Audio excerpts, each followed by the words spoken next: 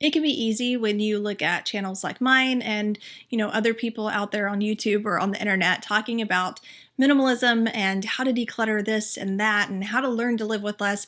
It can be easy to stop and think, well, why would I want to do that? And so while I have definitely mentioned a lot of the benefits and how living with less has just greatly enhanced my life over the years, today I just want to dedicate an entire video to talking about the benefits of minimalism or just the benefits of living with less stuff in general, because there are some legitimate benefits. Curating a home environment that's going to bring more clarity and breathability and just room for inspiration is obviously going to impact your energy and your happiness levels on the back end. Now, hopefully we can all at least agree that our environments are impactful, that they do impact our energy levels, our happiness, and just how we feel on a daily basis. So in this, we're really talking about, well, what about minimalism and living with less specifically? How does that make you feel? How does that alter your life at all? And so here are some of the things that I feel like most minimalists will attest to experiencing as a byproduct of living with less stuff. First of all, adhering to a more minimalist lifestyle greatly enhances your finances. I know a lot of people just naturally think that minimalism is for the rich or the privileged, but actually the opposite is true. You end up just saving a ton more money when you get rid of that clog to your financial artery, as I like to call it, which is your clutter. Now, in the beginning stages, you might make more money because you're selling your stuff. So you might find that you have a new, even though it might be small, stream of income just in the process of getting rid of the clutter that you currently have. I've been able to sell an entire room's worth of furniture in order to purchase an entire new room's worth of furniture. I mean, it really just depends on what you have and what you're looking for, but you can definitely gain an income from selling your stuff. Now, beyond that, you're going to find that you're a lot more intentional about your purchases because there's no way to practice minimalism and not be. That doesn't necessarily mean that you'll never shop or you'll just no longer have a use for things at all, but you're going to be more intentional about it. You're going to spend and invest in higher quality because you're not buying as much, right? Number two is that you're going to find less stress and overwhelm. And this is probably what brings most people to searching for a more minimalist life or home in general, is because the clutter just gets so overwhelming and so stressful. I have an entire blog post on scientific research that's shown how clutter negatively impacts us, that having excess clutter and too much stuff in real time increases the cortisol levels that are in your blood and can be tested in your saliva. So many research studies have shown this to be the case, that while people, particularly women, were dealing with numerous belongings and trying to take care of their belongings, their cortisol levels would spike. It really leads to an overall more tense existence, even for the people around you.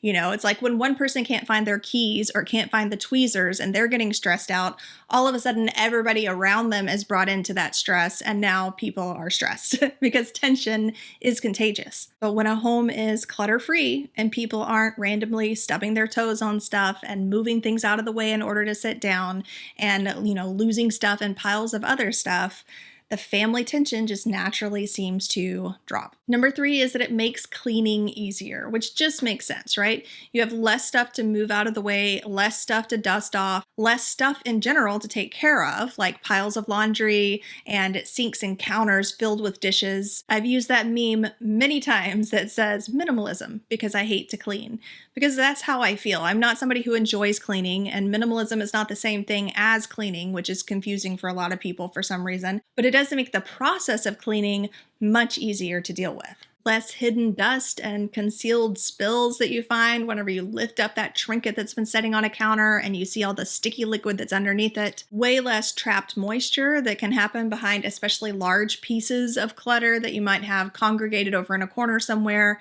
that can lead to mildew and mold. Vacuuming can be done without a moving party, and even fewer spider webs. Now, a lot of those things that I just mentioned regarding cleaning also kind of hint to number four, which is improved health. Now, aside from all of the many health detriments that stress has been proven to cause, like high blood pressure, anxiety and depression, rapid breathing, rapid heart rates, headaches and heartburn and digestive issues, well, the physical impacts of clutter on your space itself can make you sick. So essentially, your clutter can make you sick. Think about the lovely decorated shelf that has all of your family pictures strewn about it. It has the spare change that random people have put from their pockets and just, random trinkets. All of those little things taking up space on this surface is going to mean that you're probably not thoroughly cleaning it very often because let's face it, that would be a lot of work to have to remove all of these things in order to remove the dust, which means that it's probably collecting more dust on a regular basis. Now, we all know that dust carries dust mites,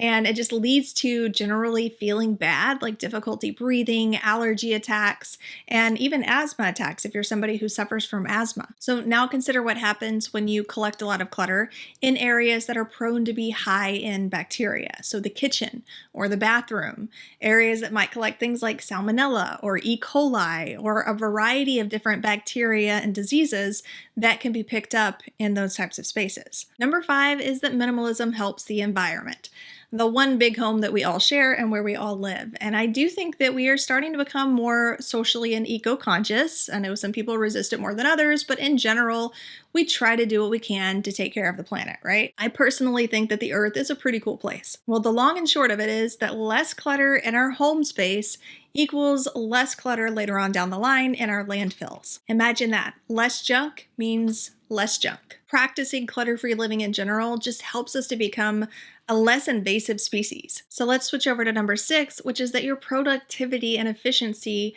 tend to soar when you're practicing minimalism.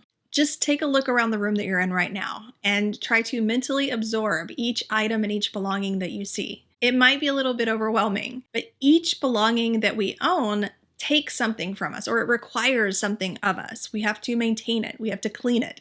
We have to recharge it. It requires your money, your time, and your energy, but it also requires your attention, especially if it's present in your visual field. Princeton University did a research study that showed that visual stimuli present in the visual field, so things that you can see that are regularly in your visual field of sight, competes for your brain's resources, limiting the processing power. So think of your brain like a computer and all of the clutter as being all of the little things and little processes that are bogging it down, making it slow like dial-up. Not to mention the time and the energy that goes into constant tidying and cleaning up. You might feel just really energized to go do something productive and to sit down at your desk and work, but by the time you've cleaned off the space and washed all the mugs that were there previously, well, now all of that good energy is already gone. And let's be honest, a lot of people use tidying as a method of procrastinating. We talked about finances a bit, but number 7 is about the quality of your space, owning higher quality things, bringing the focus to the things that you truly value or that are really worth bringing the focus to, because you're not drowning your space in all of the excess and the extra clutter that's really not important and maybe not even visually appealing to look at. So having less not only encourages you to purchase and to own higher quality, but it also highlights the higher quality items that you already own. Number 8, living with less can actually help other people. Now, this can be like in the most basic sense of when you're moving and you require family members to come help you move furniture, they're going to be thankful that they don't have as much stuff to move.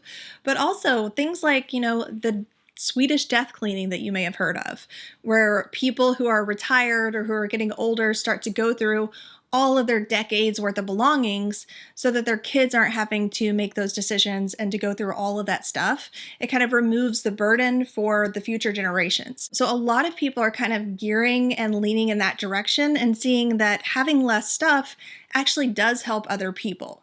Now, that's aside from being able to sell somebody something that they wouldn't be able to afford at regular cost, or donating things for charities who can be able to use that money to help other people. It lightens the load for people around you so that they don't feel like they need to be keeping up with the Joneses, so to speak. Like they don't need to be living a certain affluent lifestyle where they're constantly shopping just to be able to keep up with what you're doing. It allows us to just be more authentic as people.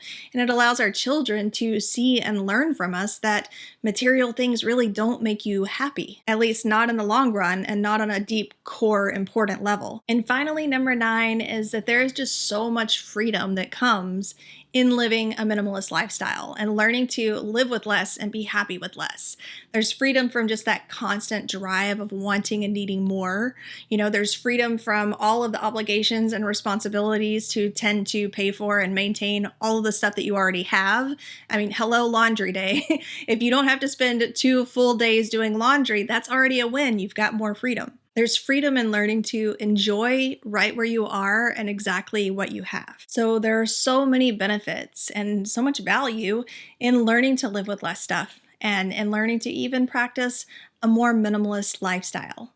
If you need a little help getting there, you need a little help creating a really supportive, holistic, clutter-free space, my free masterclass is finally back open. We've had it down for many months now, but we've reopened the door to it, and it's a totally free workshop that you can watch on demand, so I will leave the link for that down in the description. If you enjoyed this video, be sure to give it a thumbs up, and if you'd like to see more content like this in the future, be sure to click subscribe and turn on those notifications. I'll chat with you here next week.